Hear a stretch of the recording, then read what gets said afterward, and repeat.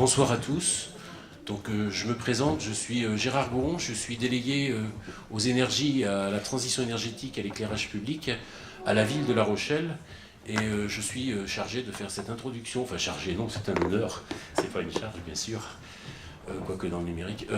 Donc j'ai l'honneur de remplacer Yann et Larry qui devaient faire cette intervention et qui malheureusement n'a pas pu être avec nous ce soir. Et je vous demande bien sûr de l'excuser. Je voudrais commencer par justement le remercier et saluer le travail qui est fait par Yann et Larry, dont je rappelle qu'il est le chargé à la ville et à l'agglomération des NTIC, Nouvelles Technologies de l'Information et de la Communication. Et je voudrais également remercier l'intensité et le gros travail effectué notamment par le service des SI, avec les représentants qui sont ici, David Berthiaud et Virginie Steiner, qui se cache, comme elle l'a dit tout à l'heure, voilà, a fait la photo. Je suis content de voir aussi que la salle est pratiquement pleine, hein, même si il manque un petit peu de monde, et ce qui prouve que on va pouvoir dialoguer et que dans ces temps d'actualité où il semblerait que les Rochelais, ou en tout cas c'est ce qui se dit, n'auraient pas la possibilité d'avoir la parole, et bien ce soir au moins vous allez pouvoir avoir la parole et vous allez pouvoir dialoguer avec les représentants de la ville, des services et même au-delà des services, les acteurs qui sont concernés par cette conférence. Le développement du numérique sous toute sa forme et son lien notamment avec la liberté individuelle sont l'objet de craintes, d'inquiétudes et de dangers potentiels pour notre démocratie. L'État, en promulguant la loi pour une république numérique en 2016 et le règlement général pour la protection des données personnelles, ce qu'on appelle le RGPD, pour ceux qui connaissent, signé en mai 2018, a permis d'offrir deux droits nouveaux. Premier droit, le droit à l'autodétermination informationnelle. Alors qu'est-ce que c'est que le droit à l'autodétermination informationnelle? C'est que toute personne peut contrôler les usages qui sont faits de ses propres données. Donc un contrôle par la personne des données personnelles de ces individus. Et un deuxième droit, le droit à la portabilité des données. Alors là, je vais citer le CNIL. Le droit à la portabilité des données, permet à une personne de récupérer les données qu'elle a fournies sous une forme aisément réutilisable et, le cas échéant, de les transférer ensuite à un tiers. Ça permet donc de redonner aux personnes la maîtrise de leurs propres données et de compenser en partie l'asymétrie qu'il peut y avoir entre le responsable du traitement et la personne concernée. Donc là, c'est la réappropriation des données personnelles par les individus. La Rochelle a décidé d'aller plus loin que la législation. Parmi les pionnières pour sa réflexion et ses actions innovantes en matière de respect de la vie privée, elle met pour cela en œuvre un programme qu'on intitule le Self-Data. Alors le Self-Data, qu'est-ce que c'est? Objectif du Self-Data, donner à chacun la capacité de produire, exploiter et partager ses données sous son contrôle et à ses propres fins. Ce projet s'inscrit bien dans la stratégie numérique de la ville, dont les principaux axes sont l'innovation permanente, la gouvernance participative et la gestion des données respectueuses du droit des personnes. En effet, si la donnée numérique est au cœur de l'économie et de l'innovation de demain, je tentais de dire également d'aujourd'hui, puisque nous sommes là, il est absolument nécessaire que l'usager soit le premier bénéficiaire de cette gestion, et encore mieux que cet usager devienne un co-constructeur de la production et d'exploitation des données. C'est le meilleur rempart, à mon avis, pour une démocratie numérique. L'intérêt de ce projet Self-Data est multiple. J'en ai retenu 4 grands. Premier objectif, c'est améliorer les services offerts à l'usager en évitant tout ce qui est outils inadaptés et outils inutilisés, pour une meilleure efficacité des services publics. Alors vous savez qu'en ces temps de pénurie, il y a toujours cette volonté de faire des gains de productivité, que, on va dire, le développement du numérique nous permet d'offrir peut-être d'aller vers ces gains de productivité croissants. Il ne faut pas oublier que derrière ces gains de productivité, il faut aussi un service public meilleur. Et que le gain de productivité dans le numérique ne doit pas se faire, on va dire, en opposition avec la qualité du service public offert à l'usager. Deuxième objectif de ce self-data, c'est de permettre, c'est ce que je disais tout à l'heure, une réappropriation de la maîtrise des données personnelles par le plus grand nombre. Et j'insiste bien parce que, c'est ce dont on parlait tout à l'heure notamment, très difficile de faire entrer les individus, les personnes dans le monde du numérique. Il y a une opacité, il y a une peur de la technique, il y a une peur de la nouveauté, il y a une peur de ne pas comprendre. Et je suis content que vous soyez là, notamment parce que c'est vrai qu'il y a déjà un premier obstacle, c'est faire venir les gens. Deuxième obstacle, c'est de pouvoir, on va dire, s'adresser à des personnes qui ont des niveaux totalement différents de compréhension ou d'approche de ces données numériques. Et donc, leur permettre de se réapproprier ces données, pour tous, c'est là aussi un gage de démocratie et c'est aussi lutter contre cette précarité numérique qui risque de s'agrandir si on ne fait rien.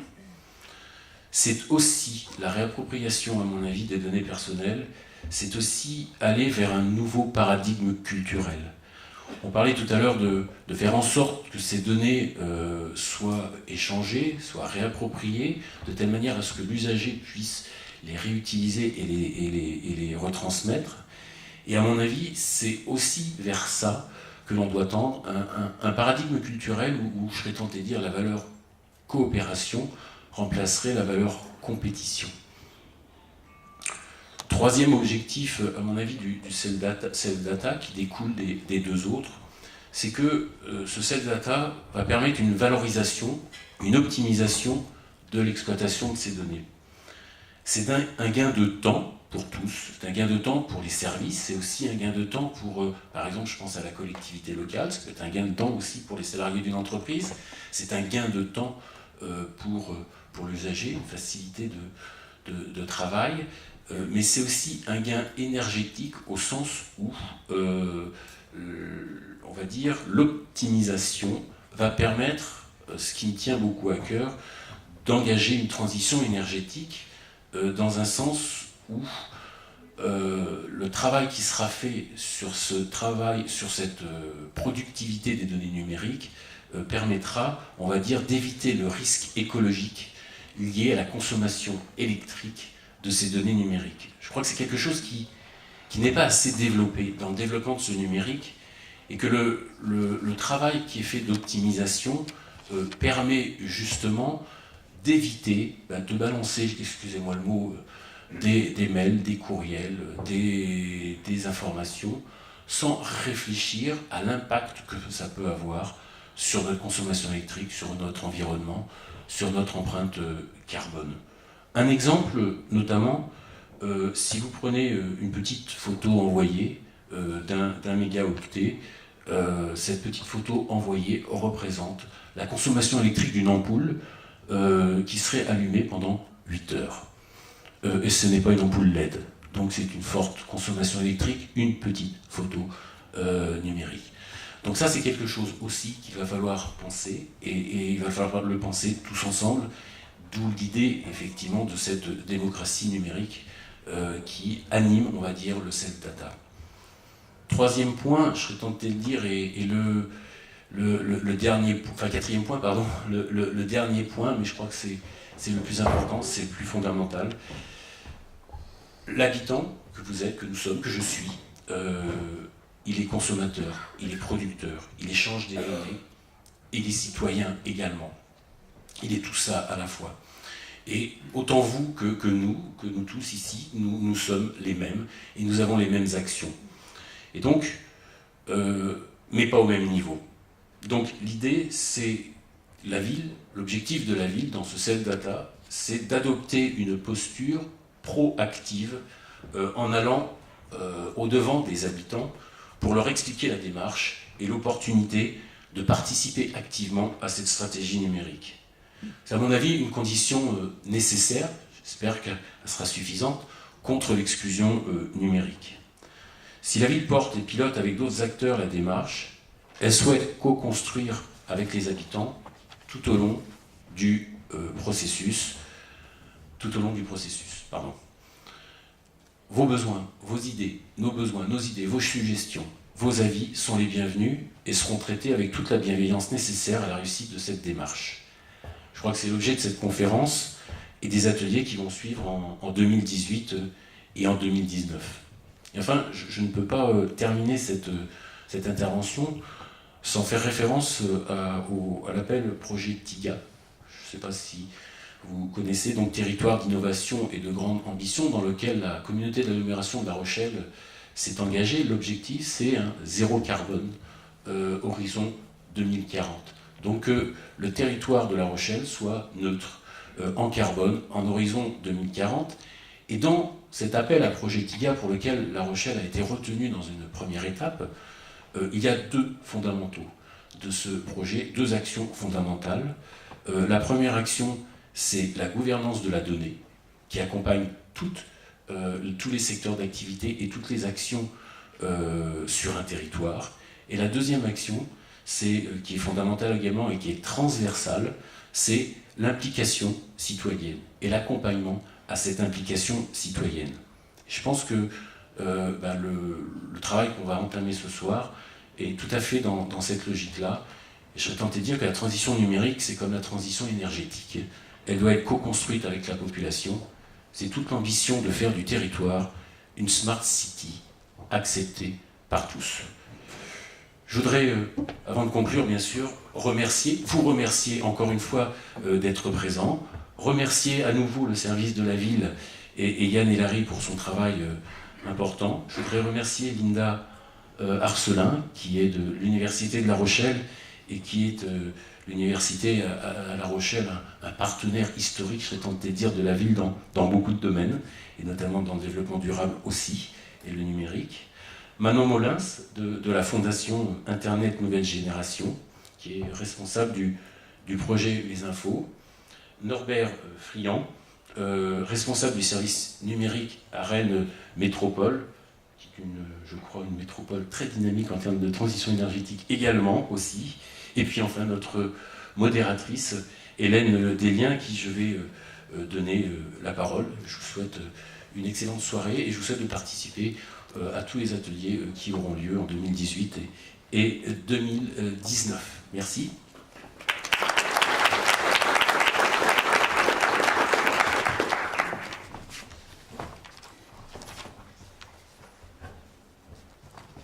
Bonsoir à tous. Alors, moi je suis donc Hélène Desliens, je travaille dans le numérique depuis une bonne vingtaine d'années maintenant. J'ai commencé à travailler dans le numérique bien avant que Google n'arrive sur notre territoire. Internet existait déjà et il y avait déjà beaucoup de choses qui s'y produisaient. Alors, bon, évidemment, l'objectif de cet échange, c'est pas de dire que c'est catastrophique de donner ces données, que les acteurs américains comme Google sont tous à bannir. Non, bien sûr que non. Mais en revanche, ce qui est très très important, c'est de comprendre effectivement à quoi servent vos données. C'est pas évident comme sujet parce que c'est assez immatériel et on ne sait pas. Alors en plus, on trouve les données personnelles, les données publiques, les données intimes, les data, l'open data, le self data. Il y a quand même tellement de nuages, on va dire, autour de ces termes-là. Je vais demander du coup à Norbert Friand, donc, qui a été présenté déjà, mais qui donc travaille à la métropole de Rennes, et il va essayer de nous débroussailler un petit peu quand même ce sujet.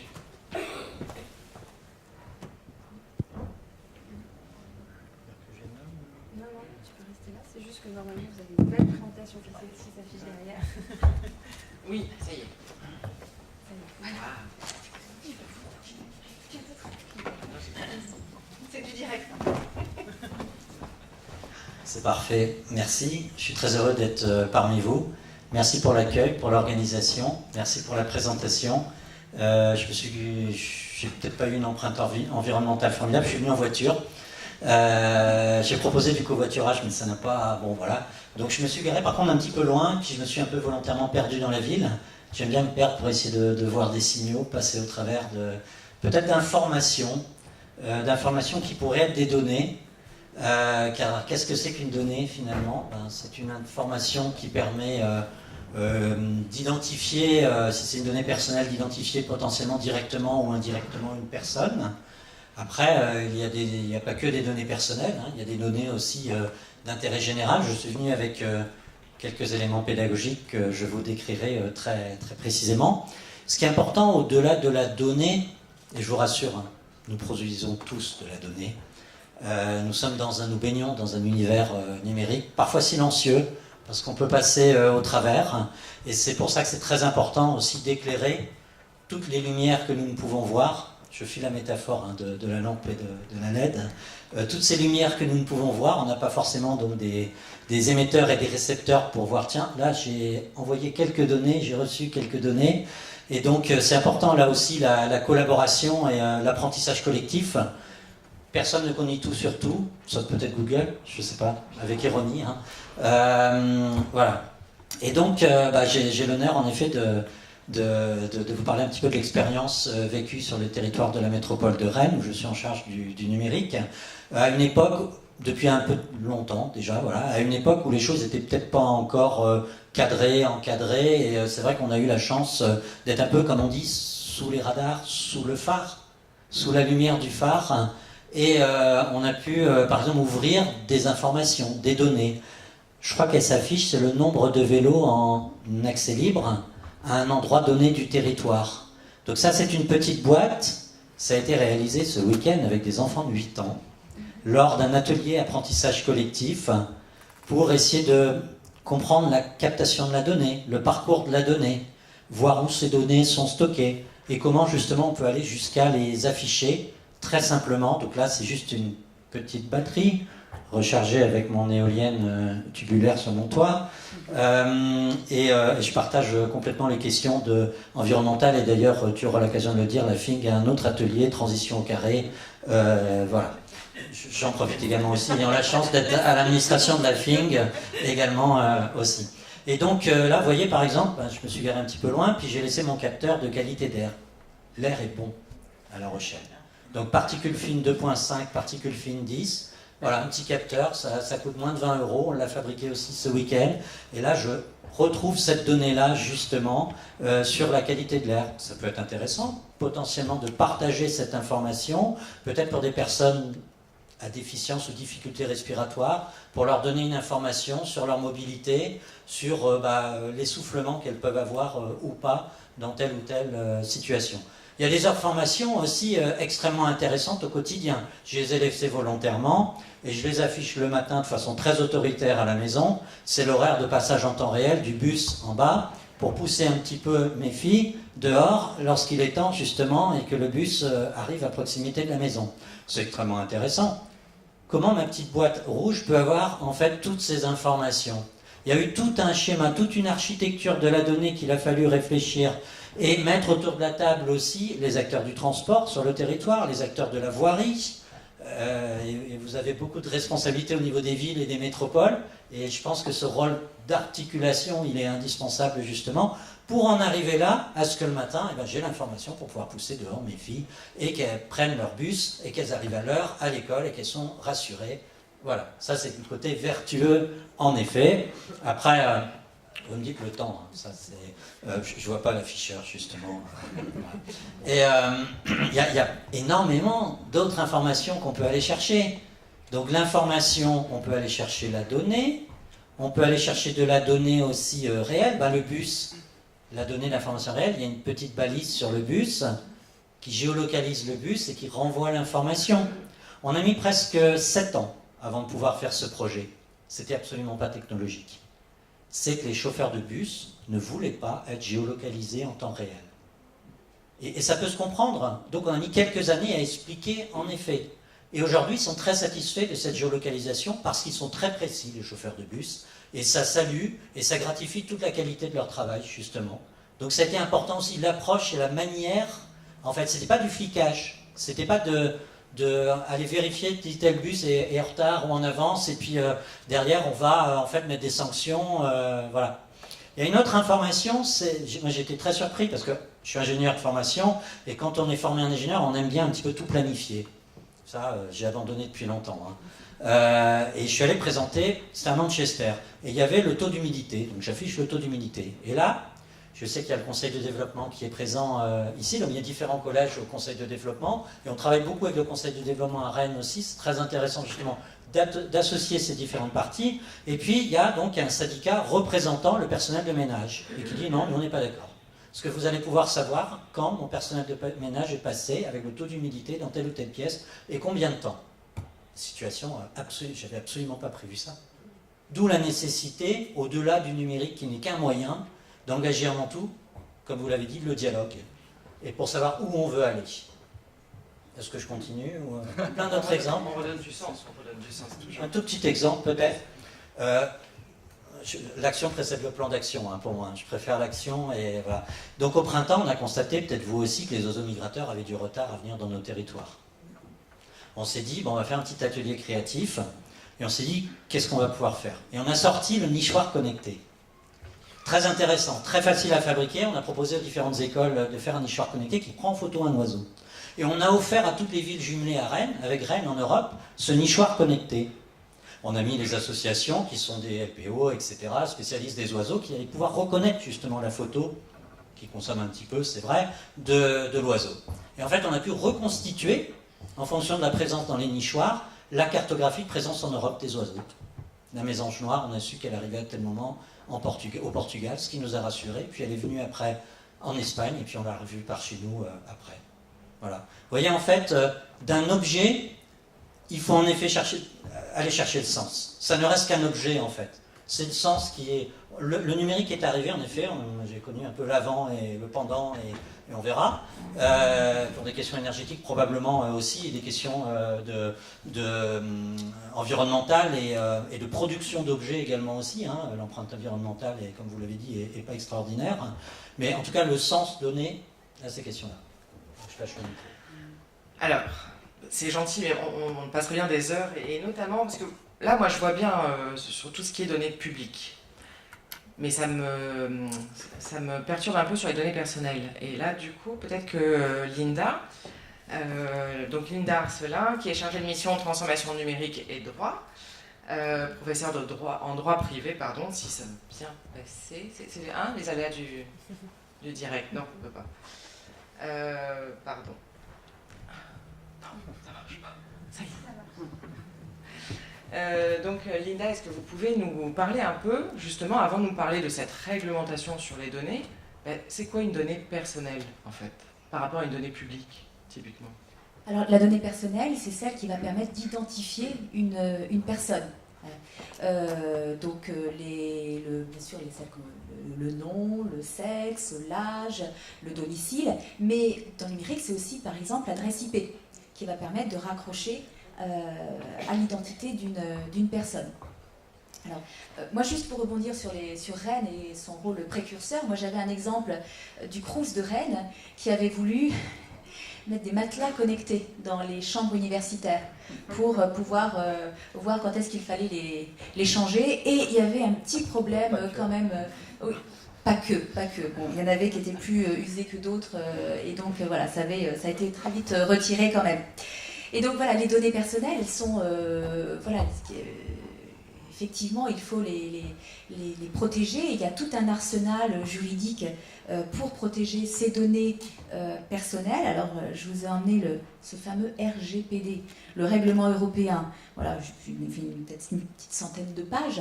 Bon, je ne vais pas vous le lire, mais il faut savoir que cette préoccupation, elle date en France de 1978 avec la loi informatique et liberté. On ne parlait pas encore du numérique. Et par la suite, l'Europe s'est saisie du problème et la loi de 78 elle a été modifiée à plusieurs reprises pour se mettre en conformité avec la réglementation européenne, parce que le but c'était que tous les États de l'Union européenne aient la même protection.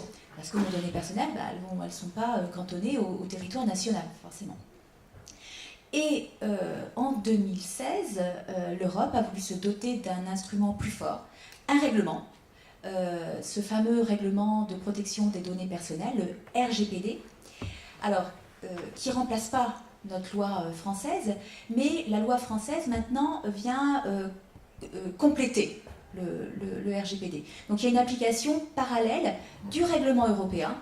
Et pour ce que le règlement européen laisse comme marge de manœuvre à chaque pays de l'Union européenne, eh bien, la loi interne vient compléter. Donc voilà, des pouvoirs pour la CNIL, par exemple, la Commission nationale informatique et liberté, des pouvoirs des éléments de procédure, etc. Alors, ce règlement, il vient donner des droits essentiels à tout citoyen. D'abord, le droit d'être informé. Informer que les données peuvent être captées. Et puis, elles font du citoyen un individu actif. Il est libre ou pas d'accepter que ces données personnelles soient traitées par un responsable de traitement. Un responsable de traitement, c'est une entreprise privée, c'est la ville, c'est l'université, c'est l'école de vos filles, voilà. Donc voilà, il y a le consentement qui doit être donné par le citoyen au traitement de ces données. Et après, ce n'est pas un consentement ad vitam aeternam, il a le droit de revenir sur ce qu'il a accordé. Il a donc un droit d'opposition, un droit d'accès, et puis un droit à l'oubli aussi. Un droit à l'oubli de vouloir que ces données soient effacées. Et puis ce droit que vous avez souligné tout à l'heure, le droit à la portabilité, donc qui est tout nouveau dans le règlement européen. La loi de 2016, la loi qu'on a appelée la loi Le Maire, pour une république numérique. Un très joli titre, hein, on parle de démocratie, là c'était pour une république numérique. Cette loi française l'avait déjà intégrée en droit de la consommation. Donc on avait un peu anticipé l'application du règlement européen. Donc le droit à la portabilité, voilà, je peux récupérer mes données ou faire en sorte que l'entreprise qui traitait mes données eh bien, les transmettre elle-même à un autre prestataire de service. Je change de prestataire et voilà, il y a une transmission de ces données. Les données brutes. Hein. Si le prestataire a travaillé sur les données, il ne transmet pas son travail. C'est simplement les données que moi, je lui ai transmises. Donc ça, voilà, ces données-là, elles peuvent être protégées. Et puis, voilà, elles s'intègrent parfaitement dans les smart cities, hein, comme vous le développiez, mais peut-être qu'on en parlera après, donc je ne vais pas monopoliser la parole. Merci. Alors justement, merci de passer le micro à Manon. Donc Manon, effectivement, qui travaille à la FING, et la FING qui est un organisme, pour ceux qui connaissent, qui est plébiscité, et qui se veut être on va dire un think tank pour qu'on puisse tous ensemble réfléchir et travailler sur justement l'évolution de ces usages, de cette fameuse transformation numérique. Alors Manon représente elle-même la FING et Nathalie Vernud-Prost qui n'a pas pu être là ce soir parce qu'effectivement elles ont travaillé ensemble sur une concrétisation des projets pour concrétiser justement cette fameuse collecte, utilisation, co-construction à partir des données et sur le Grand Lyon. Oui, peut-être un mot, merci beaucoup, un mot supplémentaire sur la FING. Donc nous on est une association, loi 1901. Il faut savoir quelque chose, c'est que tous nos travaux sont en licence Creative Commons, c'est-à-dire libre, gratuit, réutilisable, et qu'on essaye d'outiller les acteurs privés, les acteurs publics, mais également la société civile à un petit peu anticiper l'impact du numérique sur la société à travers différents projets. On a des projets sur le futur du travail à l'ère numérique, le futur de l'éducation, et on a des projets sur les données, y compris les données personnelles. Et à la FING, le nom de ce projet, ça s'appelle le projet Mes Infos, que je porte, et qui a pour objectif d'explorer le logo que vous voyez un petit peu partout, le self-data. Et peut-être, je redis un petit mot du self-data, on a entendu les grands espoirs qui portent autour du self-data, la vision pour le self-data.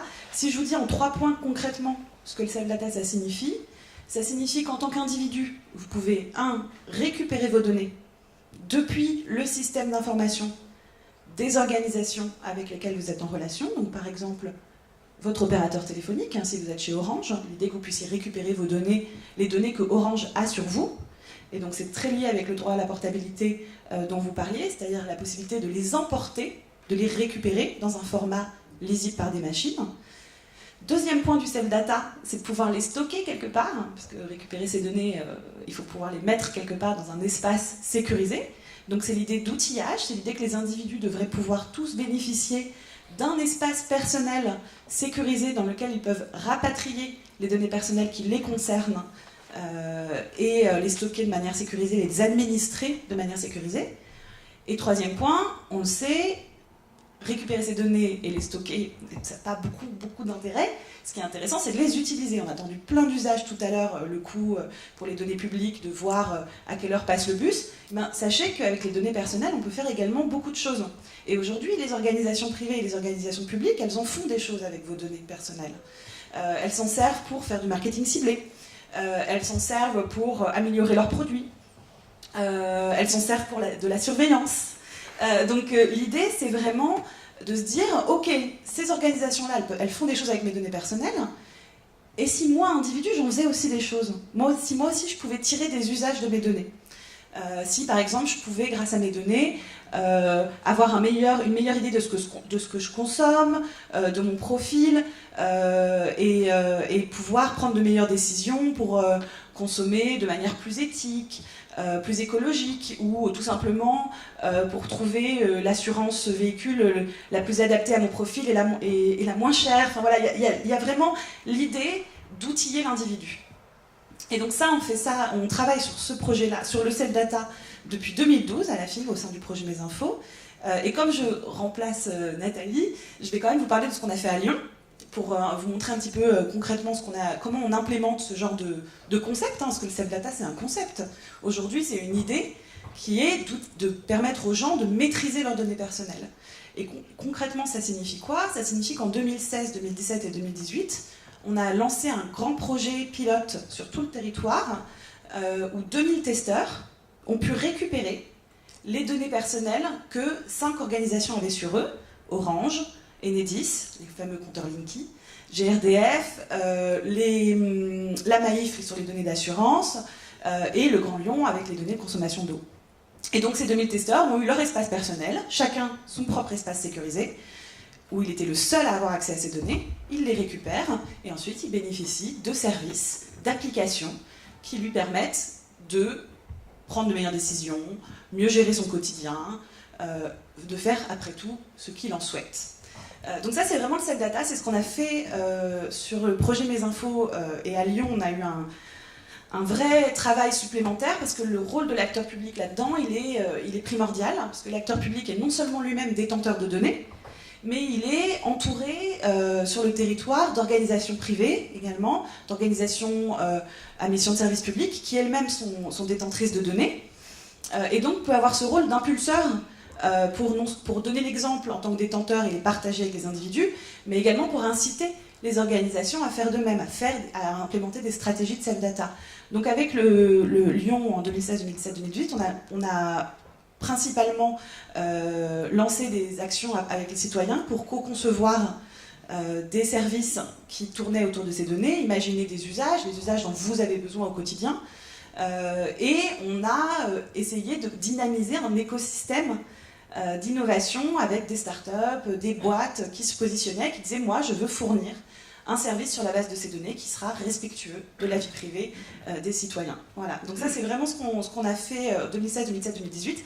Et cette année, à partir de septembre, on lance un projet qui s'appelle le projet Self-Data territorial sur 3 villes en France, mais en particulier à La Rochelle, avec l'ADEME également, sur la mobilité. Et j'en dis pas plus parce que je sais que David va en parler. En plus, on a un atelier juste après autour de ces questions.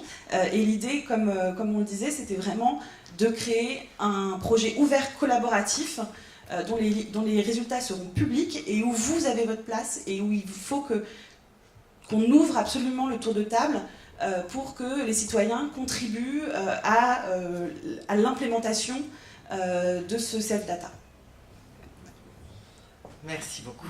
Alors justement, je voudrais donner la parole à David Berthiaud, donc qui est, je pense que vous le connaissez à peu près tous ici, directeur du système d'information de votre belle ville. Et moi, j'aimerais bien déjà savoir où est-ce qu'en est la mairie, justement, sur cette fameuse réglementation. On parle d'éthique, presque, aussi. Où est-ce que vous en êtes? Est-ce que c'est si simple que ça? Alors effectivement, la mairie de La Rochelle, comme beaucoup de collectivités, est dans l'obligation en fait, de respecter un certain nombre de réglementations, dont le règlement européen. On est en position de collecte de données à travers nos services publics, de manière assez importante. Traditionnellement, les mairies touchent à beaucoup de secteurs de la vie privée, en quelque sorte, parce qu'on va collecter des données sur l'éducation, on peut collecter des données sur la santé, c'est-à-dire qu'on a un service de vaccination à La Rochelle, notamment, des données sur l'état civil, bien entendu. Et donc, évidemment, on a des obligations. On est ce qu'on appelle responsable de ces traitements. C'est nous qui les mettons en œuvre, c'est nous qui sommes en fait en première ligne pour collecter ces données, pour les stocker, donc les protéger. Et donc, effectivement, les différentes réglementations sont venues renforcer quelque part ce cadre, notamment le fameux RGPD qu'on évoquait tout à l'heure, qui est un petit peu un acronyme un peu barbare, donc on va éviter de trop l'utiliser, parce que je crois que je dois donner 1 euro à chaque fois, donc je ne vais plus l'utiliser. En gros, en l'occurrence, on est passé en fait d'un régime ce qu'on appelle de déclaration. Avant, il fallait simplement qu'on se contente de déclarer où est-ce qu'on avait des données personnelles, mais quelque part, personne ne venait trop regarder, en tout cas dans la réglementation, si c'était bien géré ou pas bien géré. Et on est passé à un régime, en fait, alors c'est un anglicisme, il faudra me pardonner, c'est d'accountability, donc en gros, où c'est à nous d'apporter la preuve, en gros à l'usager, aux personnes effectivement qui sont intéressées à ces questions, qu'on a mis en œuvre tout ce qu'il fallait en fait pour protéger ces données, bien les traiter en fait conformément à la réglementation. Donc on a en fait une ambition beaucoup plus importante et des contraintes beaucoup plus importantes pour respecter en fait ce cahier des charges quelque part de l'État et de l'Europe pour mieux protéger nos données.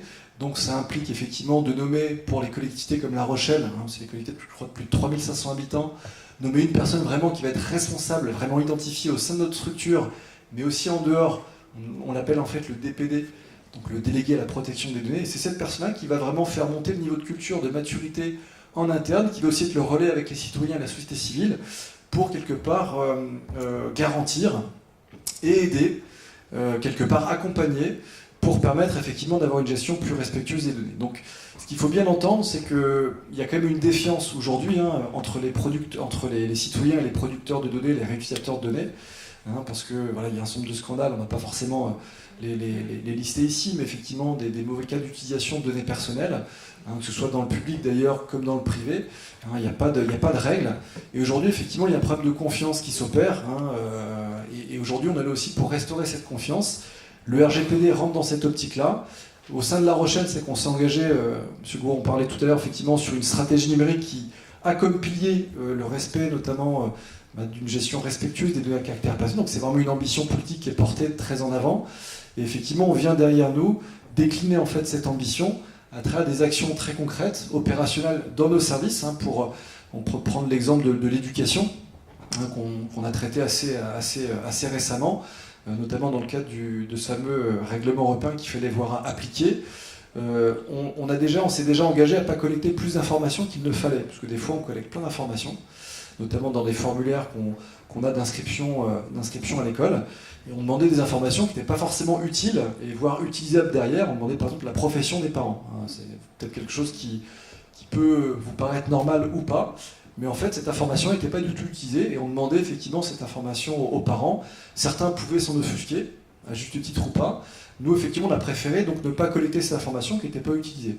On a été aussi amené, avant on avait un formulaire unique d'inscription à l'école qui comprenait plein d'informations, et cette information dans ce formulaire est accessible finalement de beaucoup de personnes, parce que chacun allait y trouver, dans les services municipaux qui étaient en charge de ces inscriptions, les informations qui l'intéressaient. Sauf que comme le formulaire était unique, tout le monde avait accès à toutes les informations. Donc on a été amené à découper ces formulaires en plusieurs formulaires, notamment des formulaires sur la santé de l'enfant, parce que parfois on a des enfants qui sont allergiques, donc on doit établir ce qu'on appelle des paniers repas à la cantine, donc on demande des informations qui sont parfois sensibles autour de la santé de l'enfant. Et donc pourquoi mettre ces informations en même temps que les autres informations accessibles des autres personnes, voilà. Donc on a bien essayé de séparer les bonnes informations auprès des bons destinataires pour garantir une certaine confidentialité aussi de ces traitements. Et on s'est aussi engagé à ne pas les conserver plus d'1 an, ces informations-là. Pour le aussi, c'est en quelque sorte le droit à l'oubli qui s'opère, pour qu'on ne soit pas dans l'obligation, évidemment, d'être dans une situation de fuite d'informations ou de réutilisation qui ne serait pas conforme, en fait, au droit. Parce qu'on a l'obligation, effectivement, de demander un consentement explicite et éclairé C'est un peu l'expression, un peu barbare, mais en gros, on peut plus se contenter de dire comme ça, ok, on va collecter telle info. Non, il faut vraiment un accord explicite de la personne. Donc ça passe par des choses à signer. Enfin, vraiment qu'on ait le consentement qui puisse pas être réfutable à un moment donné. Donc ça, c'est aussi une évolution des mentalités, une évolution de la culture. Et on a un gros travail notamment à faire pour refondre quelque part tout notre processus de collecte et traitement de l'information. Et ça, c'est toute l'ambition du RGPD qui va finalement être... On peut le percevoir comme une contrainte, ce règlement, comme c'est chiant, ça coûte de l'argent, parce que etc. Non, pour nous, c'est une vraie opportunité de mieux faire et de s'attaquer finalement à la façon dont sont produites, collecter les informations et traiter dans nos outils. Là encore, il y a des données qui pourront être consolidées pour être publiques, pour être valorisées. Et c'est là aussi toute l'opportunité du projet de Self-Data, c'est de faire en sorte que ces données publiques ou ces données privées, quand elles sont anonymisées, on peut derrière, nous, les exploiter pour le bien commun et pour derrière construire quelque part des politiques publiques ou piloter des politiques publiques qui vont nous permettre de mieux aménager le territoire, de mieux prendre en compte les besoins. Et là encore, les données publiques comme les données privées peuvent être intéressantes, mais pour ça, il faut que la collectivité soit un tiers de confiance. Il faut que vous ayez confiance en nous pour traiter vos données. Donc il faut que ce soit consciemment, et c'est aussi pour ça qu'on met en place ces projets et ces conférences, pour essayer de sensibiliser un petit peu les acteurs publics et la société civile. Voilà. Merci beaucoup. J'avais justement une petite question à vous poser à tous les quatre sur cette fameuse anonymisation. On a des données donc personnelles. Alors dans les exemples, par exemple sur Lyon, Orange, Manon, quelles sont les, ou Bouygues ou je ne sais quoi, quelles sont les données personnelles qui sont issues, et là celles-ci ne sont pas anonymisées puisque c'est bien l'individu qui récupère ces données. Et comment derrière une collectivité peut traiter ces données-là, et là pour le coup elles seront anonymisées même si elles viennent de l'individu. Tout à fait. Alors, dans le cadre du pilote Mes Infos qui a eu lieu donc en 2016 jusqu'à juin 2018, les gens récupéraient leurs propres données personnelles dans leur propre plateforme. Donc par exemple, je récupérais mes données d'Orange, donc je récupérais mes données de géolocalisation, mes données de relevé d'appel, donc qui j'ai appelé à quelle heure, quand, pendant combien de temps, mes données de VOD, quel film j'ai vu, à quelle heure, pendant combien de temps je l'ai regardé. L'idée, c'est vraiment qu'elles sont absolument pas anonymisées puisque c'est l'individu qui les récupère et qui ensuite en fait des usages grâce à des services tiers, et ces services tiers doivent pouvoir fournir une valeur d'usage sans eux-mêmes avoir accès aux données. Alors là, je vais prononcer un mot un peu barbare, c'est le calcul embarqué en fait. C'est l'idée que dans votre plateforme, toutes les applications tournent sans jamais faire sortir la donnée. Elles ne vont pas dans un cloud général, le fameux cloud un peu mystique, elles restent sur votre appareil, sur votre serveur à vous. Pour les questions d'anonymisation, c'est aussi pour ça qu'on s'associe à La Rochelle cette année, c'est que c'est la question de la contribution. En tant qu'individu, maintenant que j'ai récupéré mes données de relevé d'appel, mes données de géolocalisation, est-ce que je ne pourrais pas les partager et contribuer à mes données, par exemple à des projets de recherche, ou carrément au pilotage du territoire, dans le cadre des données de mobilité, imaginons, pour participer à des enquêtes déplacement. Dans ce cas-là, jusqu'où on partage de la donnée personnelle ou jusqu'où on va à l'anonymisation, c'est aussi quelque chose qu'on veut explorer cette année avec le Self-Data territorial. Est-ce qu'on imagine que les gens, enfin nous, on est prêt à partager des données pour quelle cause? Est-ce qu'on veut les partager de manière anonymisée ou est-ce qu'on peut les partager directement en tant qu'individu? Voilà, c'est vraiment des questions auxquelles on a besoin de répondre. Et on va essayer de le traiter cette année lors des ateliers Self-Data territorial. Et Norbert, comment vous avez fait à Rennes, du coup? Le chantier est en cours. Hein. La perfection, le 25 mai, est arrivée vite. Et on ne prétend pas être complètement en phase, ni complètement dans l'irrégularité non plus. Donc il y a une phase transitoire qu'il faut aussi accepter. On fait preuve, j'espère, je crois, de tous nos efforts et de toute notre bonne volonté. Donc on a nommé au début d'année 2018 une déléguée à la protection des données qui a un profil juridique et qui est rattaché tout en haut de l'organigramme pour pouvoir avoir une visibilité, une légitimité sur l'ensemble des services. Et on échange beaucoup. Elle aurait aimé être parmi nous ce soir, parce que vraiment le sujet m'intéresse particulièrement, et ce genre de réunion, on va en monter aussi sur le territoire de Rennes. Et j'ai aussi observé, voilà, parenthèse. Et en effet, on n'est pas à l'abri. Linda évoquait un cas qu'on a eu l'année dernière, on en aurait d'autres, hein, où justement ça ne s'est pas fait. Parce que les services de la ville et de la métropole ont appelé en direct le cabinet de la maire de Rennes, qui est aussi au conseil d'administration de l'université. C'était l'université, hein, de son propre chef, qui mettait en place en fait ce dispositif de captation dans le lit des étudiants et des étudiantes. Je ne sais pas pourquoi je fais ça d'ailleurs, mais voilà. Et donc ça ne s'est pas fait, mais vraiment quelques heures avant la mise en œuvre. Donc on n'est pas à l'abri, en effet. On n'a pas trop parlé non plus, pour l'instant, de cybercriminalité, de failles. Les murailles de Chine, les lignes Maginot. Vous savez, il y a 100 ans, malheureusement, on a appris que c'était plutôt des guerres de mouvement. La donnée, ce n'était pas un stock, c'est un flux. Ça bouge. Et je vais vous faire une confidence, hein. Il y a 2 ans, on s'est fait hacker. On se fait hacker souvent. Une base de données avec 110 000 Rennais. Enfin, c'est pas nous, c'est le commerçant rennais. Et j'étais dedans. Alors, je fais du 43,5 en chaussures, etc. Des données vraiment, voilà. Et en fait, c'est pas les commerçants, hein. Ils se sont fait vendre un service par les opérateurs. Hein. Et en fait, le service avait énormément de failles. Qui nous a prévenus? C'est pas nos sociétés de services, et pourtant elles sont très performantes. Des veilleurs bienveillants sur le territoire. Donc ça aussi, ça démontre tout à fait ce que vous avez indiqué tout à l'heure, de passer d'un mode où on travaille pour le guichet public à un mode où on travaille avec. Et ne pas justement humblement de dire que ça peut arriver. Et là, ces veilleurs bienveillants, on les a aidés d'ailleurs à monter un festival, j'en fais un petit peu la publicité, c'est le Festival des Libertés Numériques, qui a lieu donc tous les ans à Rennes, et vous êtes bienvenus. Et on trouve beaucoup de personnes qui travaillent dans le réseau des bibliothèques, par exemple. Le réseau des bibliothèques se sont posées ces questions-là à l'arrivée de l'ouverture des données. Est-ce qu'on ouvre par exemple la cartographie des lectures selon les quartiers? Voilà, ça peut être un peu plus stigmatisant finalement que valorisant. Et puis aussi, je voudrais revenir sur une définition, c'est l'anonymisation de la donnée. Bon, je m'appelle Norbert, il n'y en a pas beaucoup, mais déjà c'est une donnée anonyme. Là voilà, il y en a quelques-uns. J'ai passé mon bac en 1990. À Quimper. Je pense que c'est plus anonyme.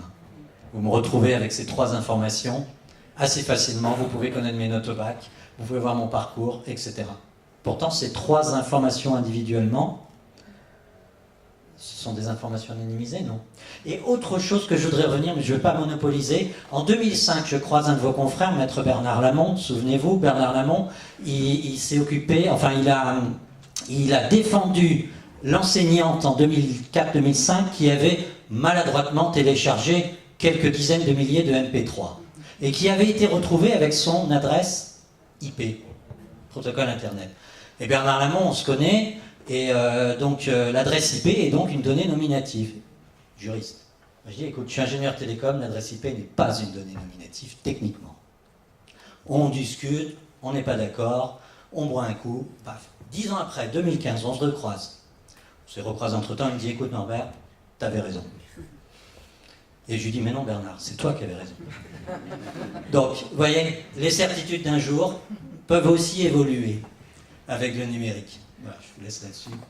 Oui, Linda, Je vais reprendre la parole parce qu'effectivement, cette question de l'anonymisation, elle est importante parce que parfois, il est impossible d'informer et de recueillir le consentement de la personne.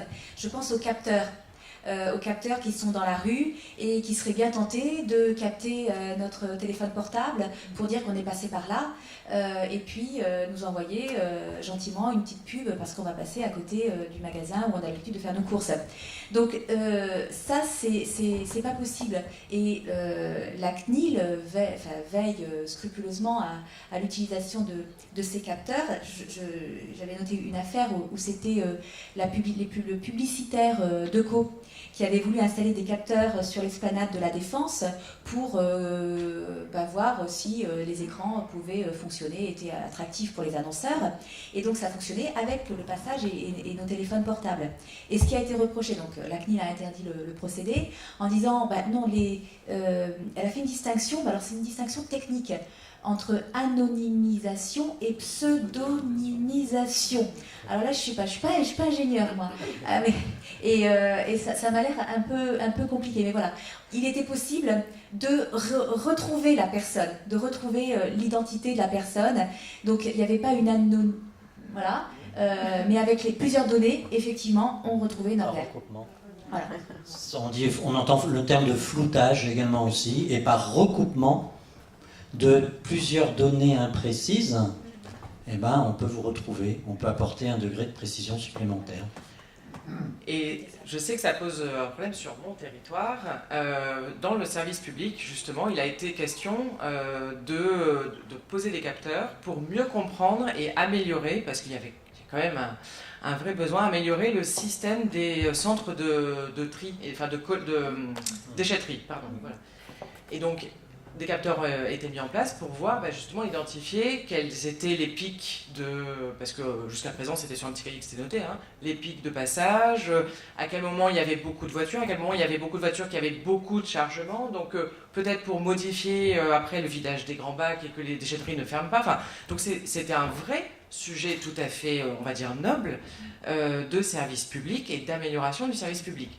Sauf que pour ça, bien sûr qu'il a fallu capter et donc voir quelle voiture passe. L'information de qui est le propriétaire de la voiture n'intéresse pas, bien évidemment.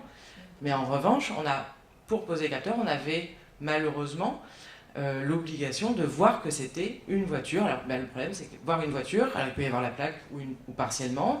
Ça peut être un impact sur une voiture qui est de telle couleur, etc., avec des jantes de telle façon. On sait très bien que ça peut être telle personne. Enfin, et le fait de capter une image vidéo avec la RGPD pouvait poser problème.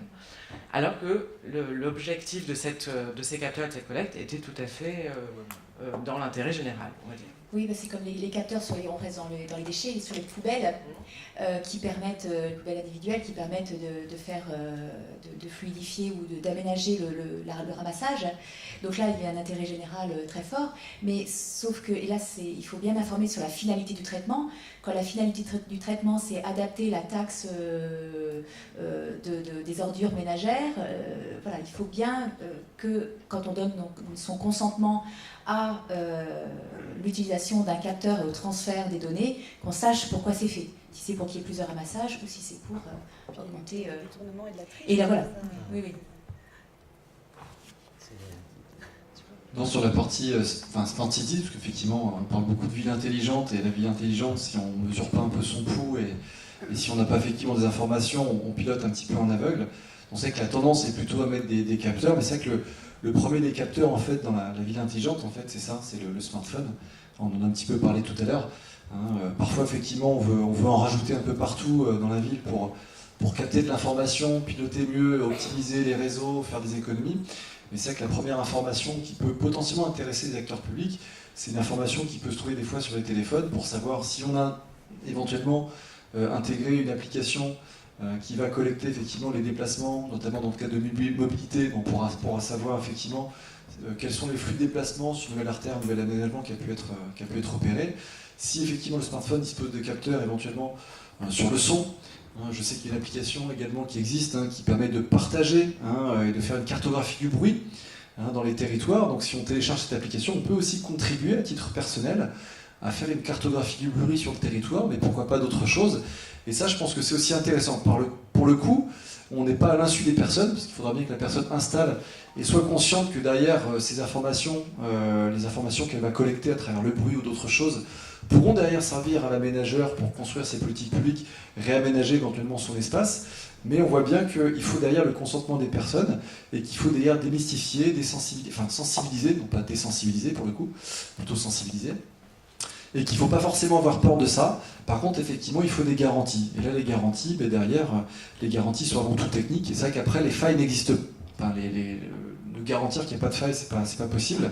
Pour le coup, on prend beaucoup de précautions quand on traite ces données. Et là aussi, dans les collectivités, on a beaucoup de réglementations, de normes qui s'imposent à nous pour essayer de respecter, on va dire, ces normes techniques qui vont garantir qu'on ne fait pas n'importe quoi. Donc voilà, donc si un jour il y a une collectivité qui nous propose une application mobile, installez-la, et il y a des doutes pour les autres, mais pour nous il n'y a pas de problème. Et effectivement, donc, on a besoin de la participation de tous pour collecter des données et avoir du coup suffisamment de matière en tant que collectivité ou entreprise d'ailleurs, bien sûr pour proposer des services qui sont pertinents. Et c'est le succès d'ailleurs des collecteurs privés de données qui sont souvent incriminés, donc les Google & Co. Le secret, il est là, c'est qu'on accepte quelque part inconsciemment ou plus ou moins volontairement que toutes nos données soient collectées parce qu'on a le choix. On a le choix, Oui. mais en revanche, on l'accepte parce que le service, on estime que le service qu'on a en retour est pertinent. Après, toutes les questions de valorisation de ce qu'on leur apporte et la manipulation, il y a évidemment. Mais aujourd'hui, je pense qu'à force de rabâcher à tout le monde, attention, vos données sont collectées, je pense que vous commencez tous à être conscients, mais quelque part, on continue d'utiliser les services parce qu'on estime que le service est pertinent pour nous. C'est tout l'enjeu aussi pour les collectivités, c'est effectivement de proposer aussi des services qui sont intéressants et qui intéressent effectivement les usagers. Hein, ceux qui exploitent les données dans les applications mobiles, c'est vrai qu'on pense souvent, enfin c'est une expression, mais quand c'est gratuit, c'est que c'est vous le produit, c'est un peu l'expression courante sur Internet. Et c'est logique parce que derrière, il y a un service qui vous est donné quand on utilise une application mobile qui nous sert. Bah, à la limite, on est conscient et on accepte implicitement que les données qui sont collectées sont utilisées effectivement par ce service-là. En tant que collectivité, il faut peut-être aussi qu'on se mette à niveau finalement sur les services qu'on peut offrir, c'est-à-dire qu'on est en position de collecte d'informations, mais derrière, il faut qu'on propose peut-être des services aussi avec plus de valeur ajoutée pour justement rétablir un peu cet équilibre et faire en sorte qu'effectivement on s'intéresse aussi un peu à nous. Tout à fait. Est-ce que vous, dans la salle, vous avez des craintes particulières par rapport à cette collecte de données auprès de votre collectivité adorée? Ou collectivité ou pas collectivité? Non, c'est pas la collectivité. Vous avez fait référence au droit à l'oubli. Eh bien, les sociétés d'assurance ont toutes les données de la Sécu. Et la Sécu va vous dire qu'au bout de 5 ans, vous n'avez plus le cancer, mais lui, l'assureur, il va dire, non, je suis désolé, hein, vous avez eu le cancer, donc vous aurez difficilement un crédit. Donc le droit à l'oubli, actuellement, n'existe pas dans ce domaine-là. Alors le droit à l'oubli, en fait, dans la loi, sans être non plus complètement... parce que je ne suis pas non plus juriste, hein, peut-être que Linda pourra peut-être davantage répondre, mais je crois qu'il est quand même très encadré. Hein, il est notamment le droit à l'oubli, il est surtout pour les mineurs, hein, d'après ce que je peux en savoir, c'est-à-dire qu'à partir de 18 ans, effectivement, il faut qu'il soit en capacité, l'opérateur qui a collecté une information, de pouvoir effectivement la supprimer en fait, de son système d'information. Pour d'autres types de données, là par contre, je pense qu'il peut y avoir des cas spécifiques, et je pense que la santé en est un en fait. Hein. Ouais, moi je trouve que c'est une excellente question, je vous remercie. Moi, si on m'avait dit un jour que j'avais à travailler avec le service funéraire, droit à l'oubli, vous savez, l'état civil par exemple, ça rejoint une autre question sous-jacente, c'est le périmètre d'action du service public aussi, jusqu'où de façon ironique, avec ma collègue en charge du service d'état civil, elle a dit mais demain on fait une délégation de service public et puis on délègue ça à Facebook, pourquoi pas? Ils font tout, hein? Pourquoi pas? Et en effet, on a dû réagir service funéraire lorsqu'on a vu une start-up, une jeune entreprise, nous proposer en fait, attention c'est assez c'est particulier hein, comme service, c'est en fait les jeunes défunts sur la route du week-end, vous pouvez voir leur dernier message adressé et envoyé sur Facebook. Il y a un marché, on nous a dit. Par contre, ça serait intéressant, on vous propose de mettre des QR codes sur leur sépulture. Comme ça, en plus, ça pourra faire visiter vos cimetières, vous pourriez faire des parcours, voilà. Bon. Et j'en ai quelques autres comme ça, je ne veux pas les exhumer devant vous. Et en fait, on a réagi et on s'est dit, on va être offensif sur ce champ-là. Ça fait 3 ans, 2015, et on a créé un cimetière en réalité augmentée. Je crois que la meilleure... Enfin, là encore une fois, l'action précède le plan d'action. La meilleure réaction, c'est l'action. Et puis on l'a joué avec humour. On a mis autour de la table des acteurs à forte audience. France 3 Ouest, par exemple, a joué le jeu. Pour vraiment y aller aussi, parce que c'était une mission d'intérêt presque éthique, au-delà de même l'intérêt public. On est à différents niveaux, en fait. Donc on a fait un cimetière en réalité augmentée. Avant d'y passer, venez visiter le cimetière en réalité augmentée. Et on essayait de répondre plutôt à des cas d'usage beaucoup plus... par exemple, des personnes âgées hein, qui nous ont dit nous, on aimerait bien que nos petits-enfants puissent continuer de façon numérique à nous envoyer des dessins sur un espace privilégié, sécurisé. Ils penseraient à nous, ils nous enverraient des dessins en fait. Donc on a travaillé ça justement Là, bah, le cœur parle, hein, l'éthique parle. Pour essayer, on se dit, bah, peut-être que c'est une mission de service public aussi. Voilà. Après, j'ai eu à travailler aussi avec le Digital Protection Officer des anciens combattants. La FNACA, service des anciens combattants. Il est souvent sollicité, bah voilà, j'ai pas connu mon papa, enfin, ceci, cela, mais il y a des questions extrêmement éthiques, hein, parce que c'est des périodes de notre histoire de France qui ne sont même pas encore complètement dans les livres d'histoire. 1960, 62, donc voilà, là aussi le service public, c'est peut-être encore un filet de sécurité dans notre société numérique avant d'arriver à une société numérique à outrance. Donc oui, vous avez raison, je dis ça parce que j'ai fait partie de ceux qui ont milité à l'époque auprès d'Axel Lemaire pour que ce droit à l'oubli, et je pense qu'on n'a pas eu assez de temps pour le mettre vraiment en place, mais je pense qu'il faut continuer en effet cette action. D'autant plus que les données de santé sont considérées comme des données sensibles, oui. Donc il faut l'objet d'une protection accrue. Donc, je peux poser une question justement parce que en fait moi juste pour rebondir parce que je posais une question, moi j'avais l'impression que le droit à l'oubli c'était aussi centré particulièrement sur le déréférencement dans les moteurs de recherche. Par exemple, vous tapez votre nom dans Google, vous voyez qu'il y a un article qui sort, je sais pas, un article qui est sorti et qui dit que vous avez été cambriolé. Voilà. Vous n'avez pas envie qu'à chaque fois qu'on tape dans votre nom dans Google, on voit que vous avez été cambriolé. Vous pouvez demander à Google de vous déréférencer, de supprimer cette référence qui vient avec votre nom. Moi, je pensais que c'était vraiment centré là-dessus, parce que le droit de suppression de ces données, il existe depuis 1978 quand même. Ça marche plus. Voilà, donc c'est vraiment à la discrétion des plateformes. Et voilà, mais du coup j'avais une petite question, je voulais voir si c'était vraiment de ça dont vous parliez ou si c'était du droit de suppression. Je pense qu'il y a plusieurs sujets. Alors sur Google en tout cas, c'est une obligation que l'Europe a imposée à Google. Google n'a pas le droit de refuser, après je vous laisse imaginer... Sans qu'on ait accès au contenu des algorithmes de Google. Exactement, et ça prend un petit peu de temps quand même, il faut beaucoup de volonté. Et après l'autre sujet pour rebondir sur les questions de santé, il y a aussi une question de délai de conservation. Donc effectivement, malheureusement, il y a beaucoup de données qu'on ne peut pas effacer. En revanche, il y a depuis peu d'années, le délai a été raccourci. En fait, je vous conseille de vous adresser à votre assureur et d'exercer votre droit d'accès. De demander également la durée de conservation de ces données-là, puisque quand l'assureur, quand il vous a demandé, enfin il a fait la collecte de vos données, il a normalement déterminé une durée de conservation. Cette information, vous avez le droit d'y avoir accès, puisque normalement, il vous l'a donné aussi, cette information de cette durée de conservation. Donc, vous pouvez demander à votre assureur combien de temps il va conserver cette information liée à votre maladie. Et cette information, elle vous permettra également de lui demander la suppression, et donc de ne plus prendre de décision fondée sur cette information. Si jamais vous avez besoin d'un accompagnement, la CNIL vous aidera. Voilà. Mais déjà, il faut faire cette démarche auprès de votre assureur. Après, sur le droit à l'oubli et on creusera toutes ces questions-là lors des ateliers qu'on fera. On aurait dû commencer.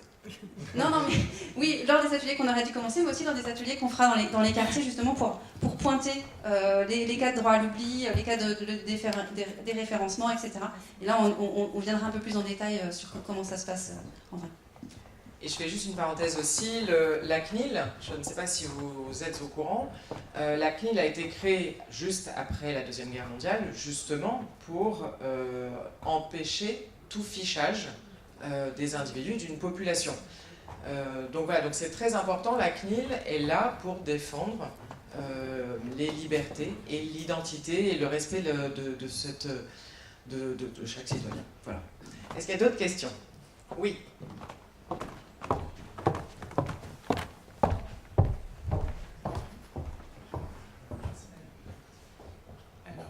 Donc ma question, en fait, vous parliez des garanties tout à l'heure concernant les données personnelles. Et après, vous avez abordé le sujet, par exemple, de filmer les usagers de la route. Bon, voilà. Sauf que là, quand vous faites ça, vous ne demandez pas d'autorisation directe à la personne. Vous la filmez. Et peut-être que la personne, effectivement, n'a pas envie d'être filmée à ce moment-là. Et donc, au niveau des garanties, je fais le parallèle. En fait, jusqu'où est-ce qu'on peut aller? Parce que pour l'instant, le droit, le RGPD, commence à poser des limites, des bornes.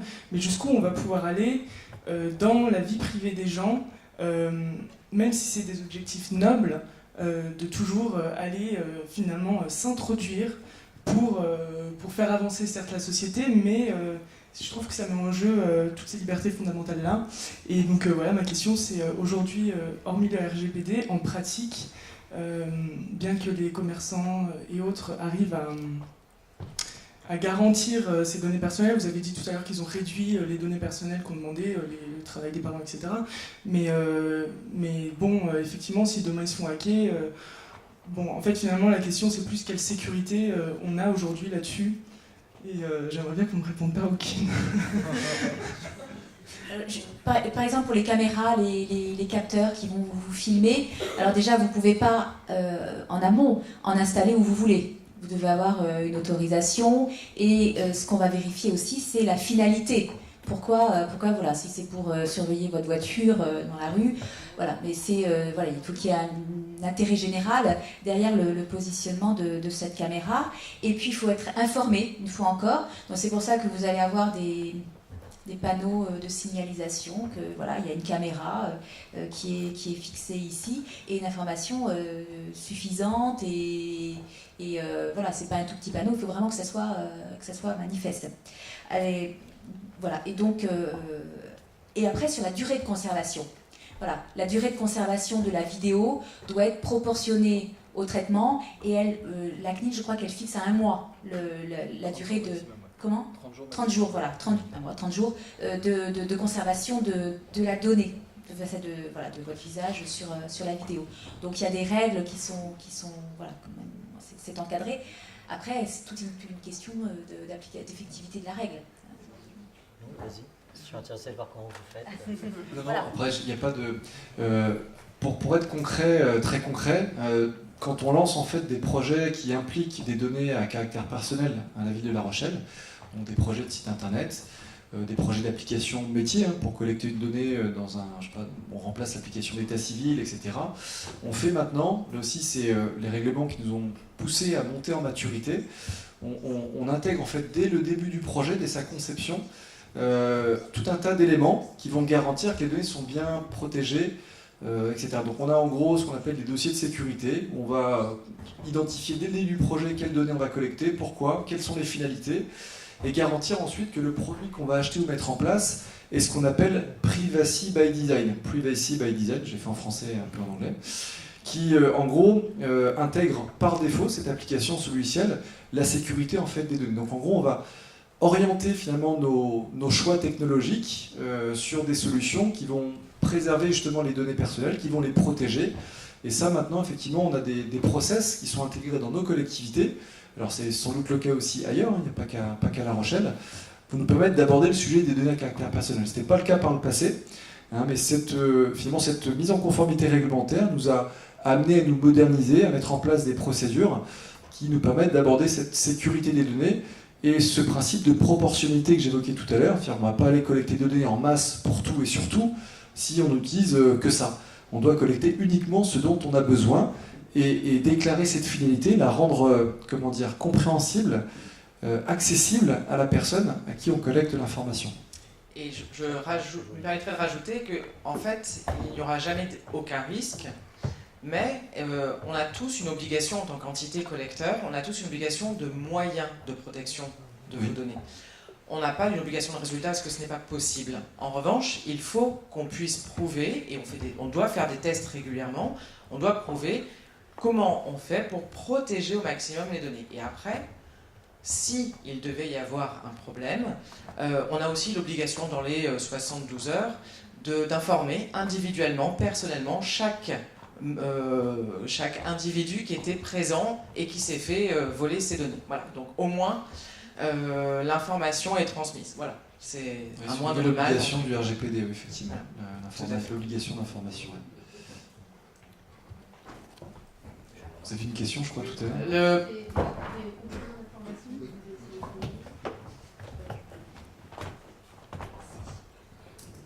Pour répondre à monsieur, lorsque vous voyez votre assureur qui est un privé, il faut faire très attention aux mentions d'information. Donc je crois que c'est monsieur, je sais plus votre prénom, enfin je sais votre prénom, mais je sais plus Norbert, voilà. Quand il vous dit que votre assureur il va vous mettre toute une tartine en vous disant cochez la case. Si c'est en ligne, il a le droit de le faire. Lisez bien, parce que s'il vous dit que vos données chez lui, il va les conserver 10 ans, si vous cochez la case, il pourra en faire ce qu'il veut. Quasiment. Voilà. Donc, premièrement, il faut faire ça. Après, si vous ne cochez pas la case, il peut très bien vous dire, monsieur, je ne vous assure pas. Donc là, il y a le risque-bénéfice, effectivement. Je crois que c'est la jeune femme là, qui nous a mentionné que pour les données de santé, il y avait une obligation de conservation. Oui et non. Il y a une obligation de conservation si vous êtes une entreprise publique ou à mission de service public. Mais une entreprise privée, elle fait ce qu'elle veut. Il n'y a pas de l'archivage au niveau du privé, il n'y a pas de règles. Autant au niveau public, on est très encadré, ou pour les missions de service public, par exemple une médecine du travail ou à l'université, la médecine préventive qui est un organisme privé, ils ont une obligation de satisfaire à des durées de conservation qui pour un dossier sont de 80 ans. Voilà, 90 ans, c'est passé à 80 ans. Et puis pour la durée de conservation des images, c'est bien 30 jours. C'est rare, hein, les gens qui gardent 30 jours, mais il y a aussi des exceptions. Par exemple, dans le cadre, vous avez quelqu'un qui vient vous piquer une bagnole, 30 jours, c'est passé, il faut effacer les images. Non, pas dans ce cas-là. Quand il y a des procédures juridiques en cours ou qui peuvent prouver, à ce moment-là, on peut les garder plus. Par contre, ce qu'on n'a pas le droit de faire, c'est de stocker des images en vue de constituer une preuve. Ça, on n'a pas le droit de le faire. Donc il faut faire attention parce que le RGPD, d'abord, il n'y a pas que le RGPD, il y a la loi française. La loi, par exemple, CNIL, elle a été... pour la transposition en loi française, il y a une nouvelle loi qui est sortie, je crois que c'est le 20 juin. 20 juin. Il y a le règlement e-privacy, donc le fameux règlement donc, sur la... comment je pourrais dire, sur la confiance, je ne sais plus, vous avez dit un terme qui était très parlant. Il y a voilà, il n'y a pas qu'un seul règlement, il y en a plusieurs. Il faut savoir qu'en France, on est hyper bien protégé. Il faut savoir qu'en Europe, il n'y a que 3 CNIL. Donc, il y en a une qui est en France, il y en a une qui est en Espagne, il y en a une qui doit être pas en Belgique, non ? En Allemagne, c'était une des premières. C'est en Belgique ? Ouais, voilà. Donc, en Europe, on est hyper bien protégé. Le RGPD, moi j'ai essayé de fouiller un petit peu, parce que ça fait partie de mon boulot. Il ne faut pas en avoir peur. Mais par contre, il faut bien le comprendre, parce qu'il est vraiment, nous, en tant que collectivité ou entreprise, on est vraiment en kikine avec ça. Mais par contre, il faut vous dire que vous, en tant que particulier, c'est une super protection. Encore faut-il savoir bien l'utiliser et bien lire ce qu'on vous propose avant d'aller cocher les petites cases, parce que là, vous vous engagez, après, vous ne pouvez plus rien faire. Donc, il faut vraiment prendre la peine de bien lire. Et si ce n'est pas intelligible, vous pouvez aussi le faire savoir. Ça, les machins, les tartines avec du vocabulaire juridique et tout, on n'a plus le droit de le faire non plus. Voilà. Il y avait une question là aussi. Ah, pardon. Juste dans la lignée de ce qui vient d'être dit, a priori, la naissance du RGPD devrait obliger toute entreprise ou toute collectivité à refaire ses contrats et à nous les faire signer et approuver. Alors que on voit quand même, c'est quasi un renouvellement tacite. C'est un peu contraire, là. J'aimerais bien avoir un avis sur le droit de la chose. Qu'est-ce que ça veut dire, ça ? Les entreprises tentent de se mettre en conformité, mais c'est vrai qu'elles doivent revoir leurs contrats, leurs conditions générales. Les entreprises doivent se mettre en conformité, mais c'est vrai qu'elles s'y sont pris très très tard, et donc revoir l'ensemble des contrats, ça prend du temps, et la CNIL avait dit qu'elle laisserait un petit temps de transition pour s'adapter, mais là les premières sanctions commencent à tomber. Et donc oui, normalement, il faut revoir les contrats ou faire un avenant, mais voilà, il y a du retard. Peut-être sur les conditions générales d'utilisation, bien les lire. Je crois qu'il y avait une étude qui a été faite, il faudrait 2 ans, prendre 2 ans de sa vie pour pouvoir lire tout ce qu'on coche comme conditions générales d'utilisation. Je crois que celles d'iTunes, elles font 150 pages, écrites en taille 8. Enfin, l'idée, c'est aussi de construire des outils de mise en capacité des gens et de construire des conditions générales d'utilisation lisibles, pas par des machines, mais par des hommes, par des êtres humains, et de créer des services qui soient éthiques, respectueux de la vie privée, mais également qui permettent aux gens de comprendre ce qui est fait de leurs données, en fait. Donc voilà. C'est tout le problème du consentement éclairé, justement, qui peut poser problème. Mais il y a aussi, dans les paramétrages, les cookies, les téléchargements d'applications sur vos téléphones ou vos ordinateurs. Vous êtes tous vigilants ? Juste pour préciser, C'est vrai que nul n'est censé ignorer la loi, de toutes les façons. Donc si vous avez des doutes par rapport à des utilisations de vos données ou voilà, par rapport à des prestataires, vous pouvez exercer vos droits. Vous avez des droits à exercer, c'est-à-dire que vous pouvez demander effectivement à une collectivité, une entreprise ou un service numérique de donner toutes les données qui sont pour vous. Vous avez un droit d'accès à ces données, de modification, de retrait aussi. Donc il faut pouvoir l'exercer. Et puis après, il y a le recours auprès du délégué, le fameux DPD, délégué à la protection des données, qui est votre interface et qui existe forcément dans l'entreprise qui a mis en place effectivement ce traitement de données. Là, il y a effectivement un recours gracieux ou en tout cas une médiation à avoir avec cette personne-là. Et si jamais ça n'aboutit pas, il y a toujours les recours auprès de la CNIL qui existent. Voilà. Est-ce que le DPD de La Rochelle peut se lever? Ah il est là. Merci. Le futur, voilà, c'est le futur présent. Oui. Donc oui, on avait une question il est volontaire.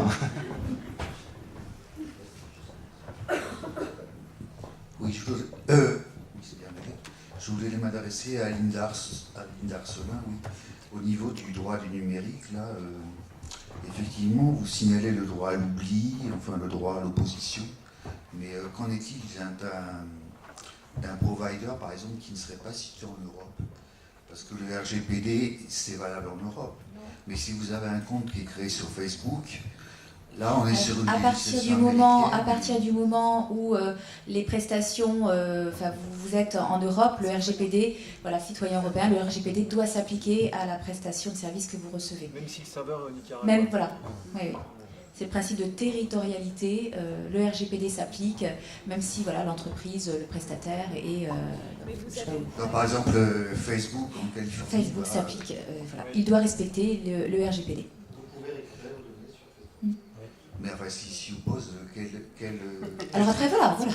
À quel tribunal on s'adresse? Parce que là, alors, eux, ils dépendent de Los Angeles. Oui, mais ça sera le tribunal en France, ça sera votre tribunal. Ils peuvent mettre une amende à Facebook. Oui, oui, oui. D'ailleurs, 5%. Comment? Oui, je crois. Oui, c'est au niveau mais voilà, ça sera le juge, l'autorité française. Vous n'irez pas en Californie. C'est rassurant. Je fais juste aussi une parenthèse avant de laisser la parole pour une des dernières questions. Petite parenthèse quand même sur, on parlait rapidement tout à l'heure de le cloud, là, quand nos données sont envoyées. Alors c'est très très pratique, comme ça on a accès à nos photos, nos documents, un peu de partout, donc c'est génial. Mais juste sur le cloud, quand ces serveurs-là sont en France, ou tout du moins en Europe, c'est bien notre droit qui s'applique. Quand ce sont des serveurs qui sont hébergés aux États-Unis, dans ces cas-là, il y a quand même quelques notions de droit comme local, comme le Patriot Act, qui autorise en fait les entreprises américaines à fournir les données, même si c'est les nôtres, au gouvernement américain. Voilà. Il y avait une question ici. Bonjour. Je ne doute pas de la bonne foi des concepteurs de logiciels qui sécurisent au maximum ces logiciels qui récupèrent des données. Par contre, il y a quelque chose qui m'interpelle, c'est que la majorité de ces applications tournent sur des systèmes propriétaires. Je pense notamment à Windows, ce genre de choses, sur lesquelles on n'a aucune lisibilité de ce que fait réellement le système d'exploitation des applications qui sont installées dessus.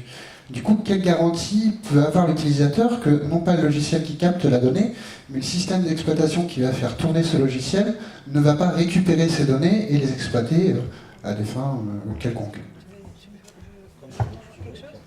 Peut-être je vous raconte, dans le cadre de mes enfants, on travaillait avec une plateforme qui s'appelle Cozy Cloud, dont le code est open source. L'idée, c'est qu'il y a une communauté derrière qui va vérifier que les services tiers qui se branchent à la plateforme pour vous fournir du service sur vos données font bien ce qu'ils disent.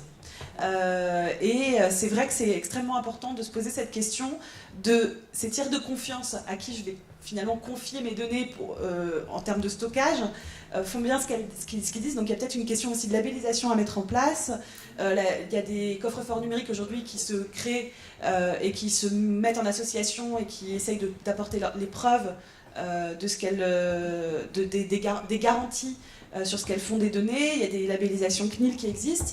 Donc c'est vrai qu'il y a Sur les données de santé, il y a des entrepôts de données de santé qui, pareil, ont des labellisations extrêmement précises. Donc, c'est vraiment une question assez clé, quoi. Une fois qu'on les récupère, ces données, qu'on les stocke dans son espace, il faut être sûr que cet espace est un tiers de confiance qui va avoir ces garanties-là pour moi en tant qu'individu. Et un tiers de confiance, il y a des labels, il y a effectivement des autorités qui peuvent... Oui, c'est vrai. Ouais. J'avais encore une question.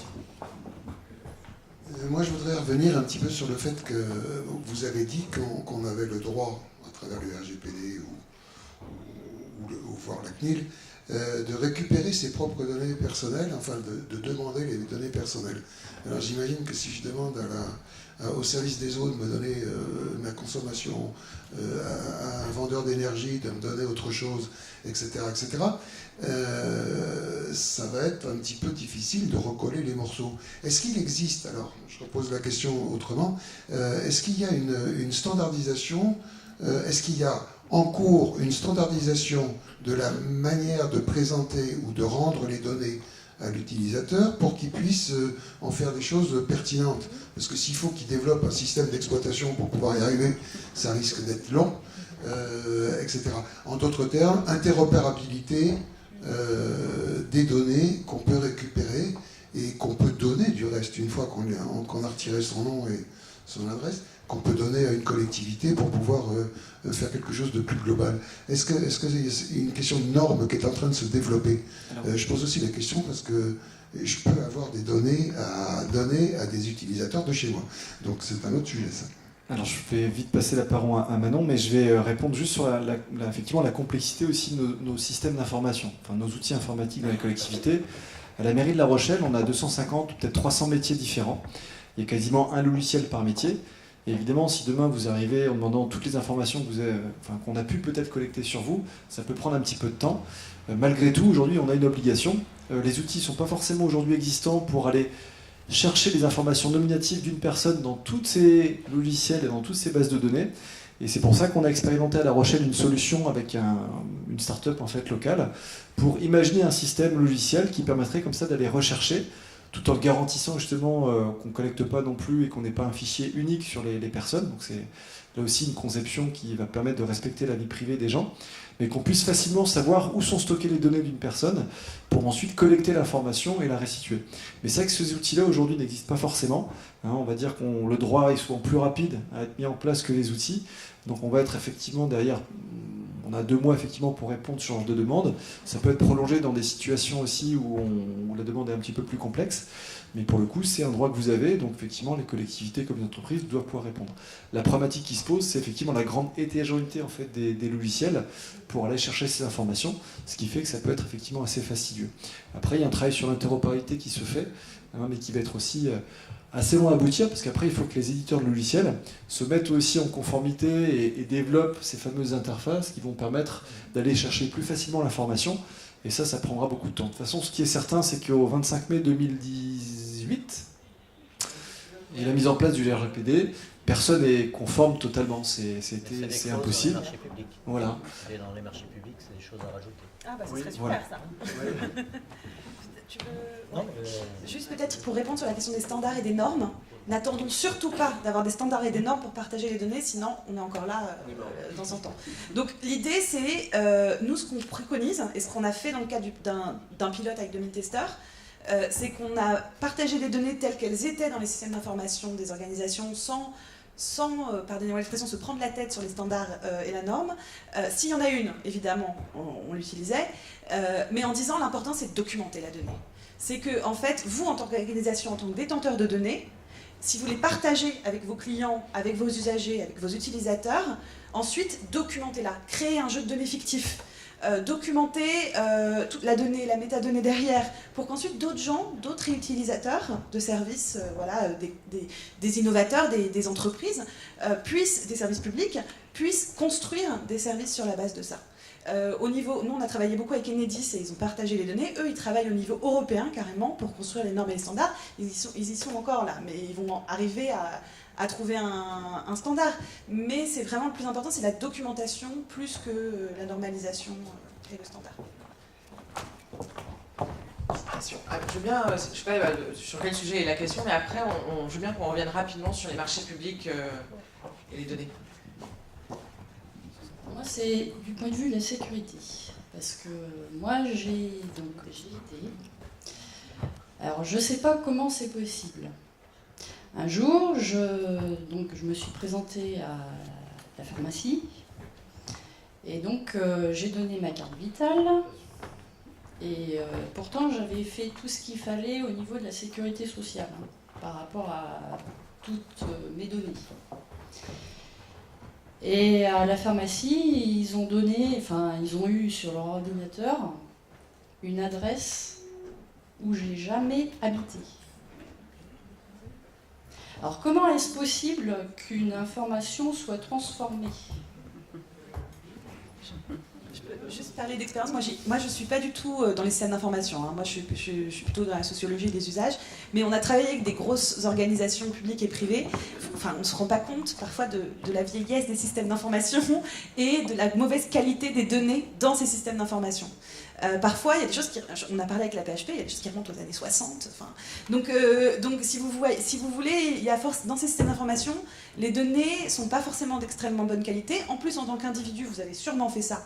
On donne parfois des fausses informations, on donne les 2 premières lettres de son prénom, de son nom de famille, parce qu'on n'a pas envie de donner l'intégralité. Donc, si vous voulez, aujourd'hui, les systèmes d'information n'ont pas des données d'extrêmement bonne qualité. Et c'est aussi pour ça que c'est intéressant de les repartager avec les gens, parce que les gens voient tout d'un coup, ok, donc mon nom est complètement erroné, EDF pense que je m'appelle Madame Molins, avec U et F, 2 lettres fausses, et je vais voir cette information erronée, je vais pouvoir la transformer, la modifier, et la repartager derrière. Et donc, il y a aussi un cercle vertueux qui se crée autour du fait qu'on me partage ma donnée, je me sens engagée vis-à-vis de cette organisation qui me la repartage, je vais pouvoir en faire des choses moi-même. Bon, le nom de famille, c'est pas le mieux. Mais ensuite, je vais pouvoir l'améliorer et eux-mêmes vont avoir des données de meilleure qualité. Après, je ne serais pas capable de répondre à pourquoi ça s'est passé, cette erreur. Je sais pas si tu veux... Bon, les problématiques de qualité de données sont assez courantes, donc là, pour le coup, effectivement, c'est une erreur de saisie, ou voilà, mais... Aucun système de toute façon n'est infaillible. Pour le coup, on peut effectivement décomposer. Il y a pas mal de raisons pour lesquelles effectivement l'information est fausse. On ne va pas forcément toutes les égrener ici.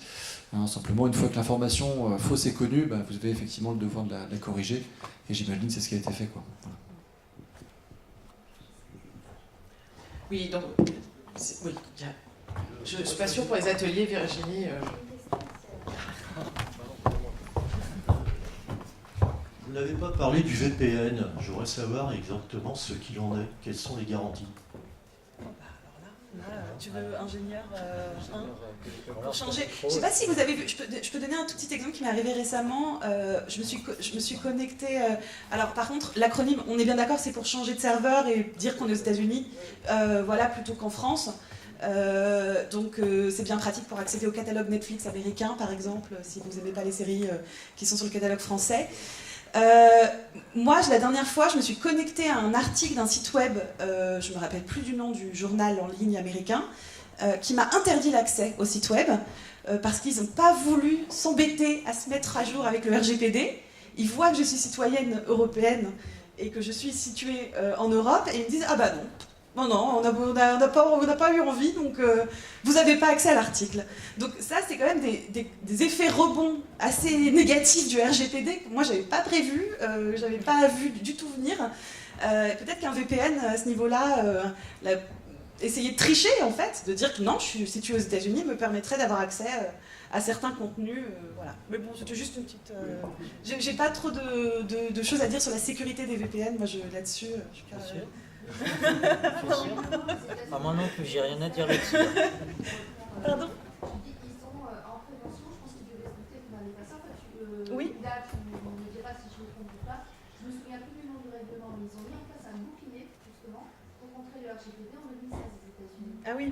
Un bouclier juridique, du coup? Oui, un bouclier juridique, justement, pour enlever la balle.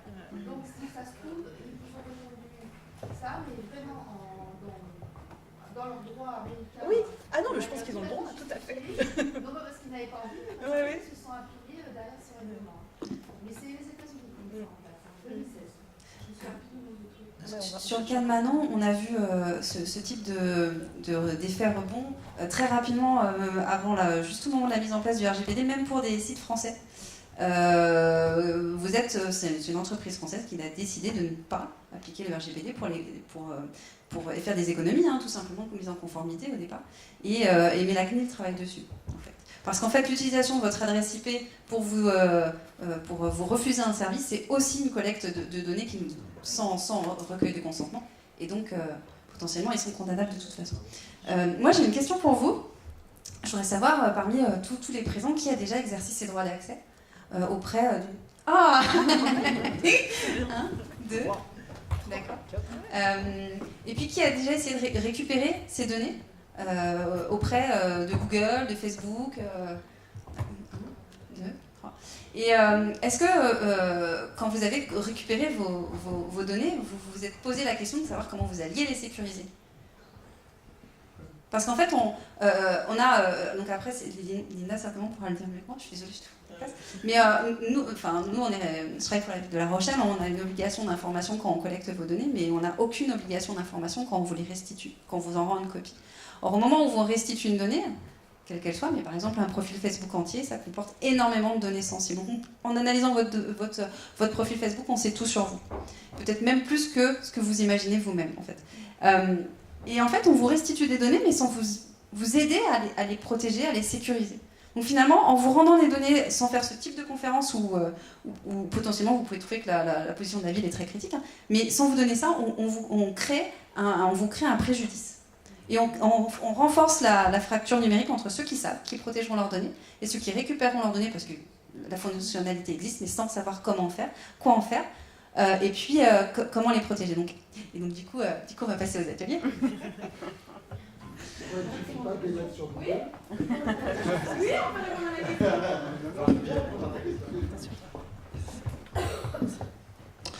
bonjour, je m'appelle Eric Zell, je suis le fondateur de My Data is Rich. Alors je le dis quand même, oui. J'ai exercé, en répondant à la question de Virginie, tous mes droits, tout ce que j'ai pu, etc. Et je suis complètement d'accord avec elle. C'est mettre les gens, tous les particuliers en danger, de leur redonner leurs données de façon brute.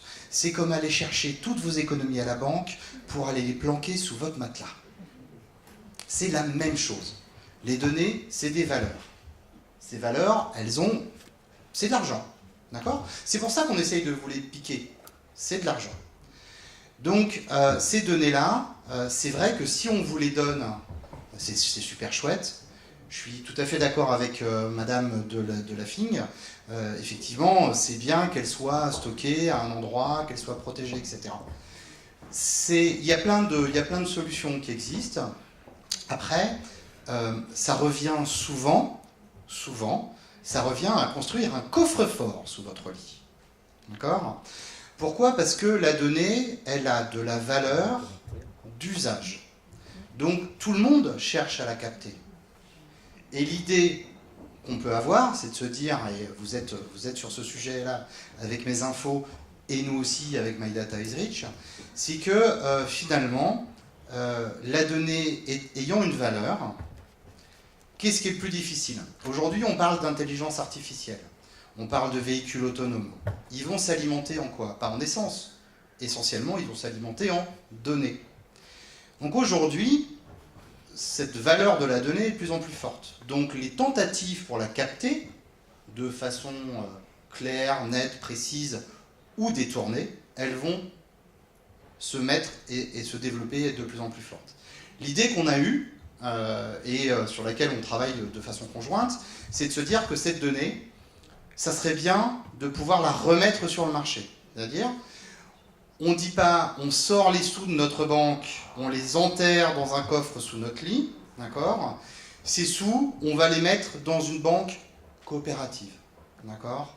On va les mettre dans une solution d'investissement qui va nous donner les moyens de contrôler l'usage qu'en est fait, qui va nous donner les moyens de surveiller leur usage, etc.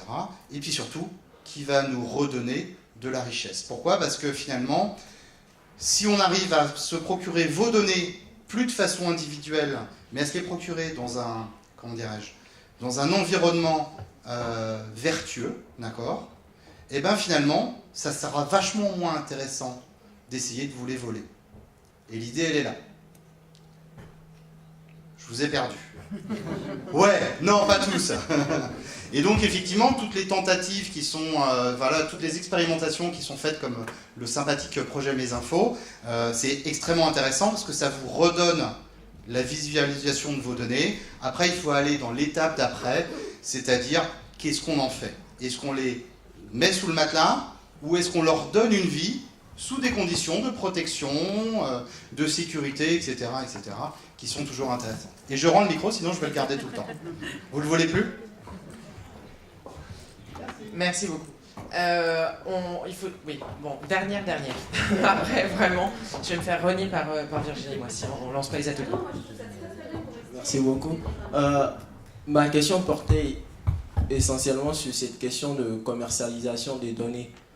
On voit généralement que les grands groupes, comme par exemple Google, commercialisent nos données auprès d'autres entités. Il y a récemment eu une loi européenne sur le copyright pour les éditeurs de presse. Mais il a été dit que Google doit reverser un certain pourcentage de ce qu'ils se font comme argent sur la transmission des informations des éditeurs de presse. Mais qu'en est-il de nos données à nous? Est-ce qu'il y a une certaine conformité qu'ils doivent respecter et à chaque fois qu'ils transfèrent nos données? C'est ce que je veux savoir. Là, c'est sur la valorisation, effectivement, de nos propres données. Oui, tout à fait. C'est intéressant de comparer au copyright. En fait, l'idée, c'est que il n'existe pas aujourd'hui, et tu confirmeras, hein, de droit de propriété aujourd'hui sur les données personnelles. Les données personnelles, aujourd'hui, elles sont coproduites. C'est-à-dire que vous ne pouvez pas... Vous utilisez votre téléphone, vous appelez voilà, vos amis, votre famille, etc. Cette donnée-là, elle est coproduite par vous et par Orange. Orange a besoin de cette donnée-là pour vous facturer. Donc sans cette donnée-là, le service n'existe pas de téléphone. Donc elles sont vraiment coproduites par l'un et par l'autre, l'organisation et l'individu. À la limite, on pourrait presque, et c'est pas le bon terme, presque parler, plutôt que de droit de propriété, du coup de vente de ces données ou de commission sur la vente de ces données, presque parler plus de licence. La donnée, c'est quelque chose que tu disais, c'est un flux, c'est quelque chose qui est reproductible, c'est pas un bien cessible en fait.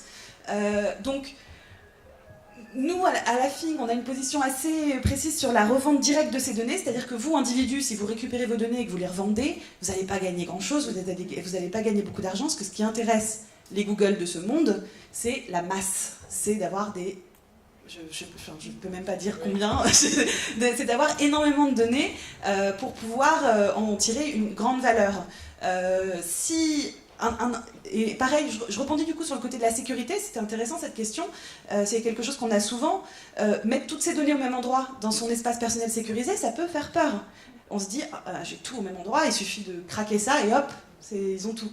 La chose à savoir, c'est que ça n'intéresse personne.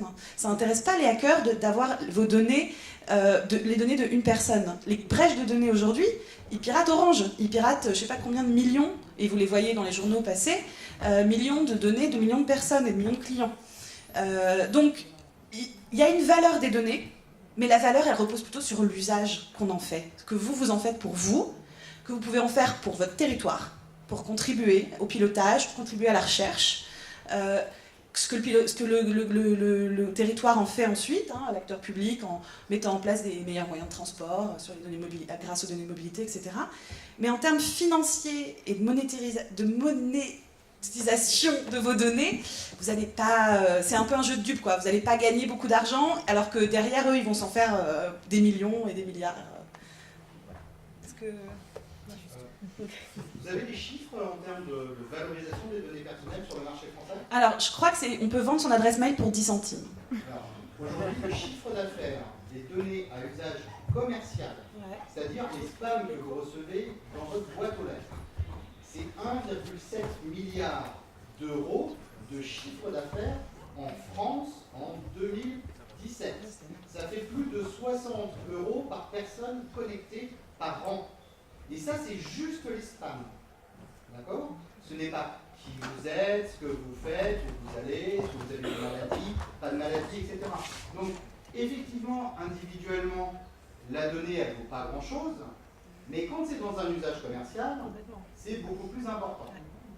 Donc, je me permets juste de relativiser ce chiffre-là, parce que ce chiffre-là, il est public, et mine de rien, on le voit tous les jours. Ah non, mais il y a une énorme valeur commerciale sur les données, vous avez tout à fait raison. Hein. Et je trouve ça intéressant aussi le côté, les véhicules autonomes et les prochaines intelligences artificielles de demain qui seront alimentées en données.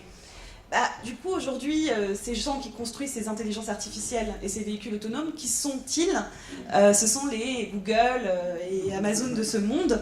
Peut-être que si on reprenait le contrôle sur nos données et qu'on imaginait des formes collectives de gouvernance de données, pourquoi ce ne serait pas nous qui inventions ces nouvelles intelligences artificielles de demain et ces nouveaux outils sur lesquels des milliards sont investis aujourd'hui? Donc il y a peut-être d'autres façons aussi de contribuer avec nos données.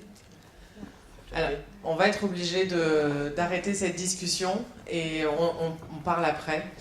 Parce que c'est un sujet, enfin moi je suis ravie d'avoir été là ce soir parce que c'est un sujet qui est sans fin et qui est passionnant.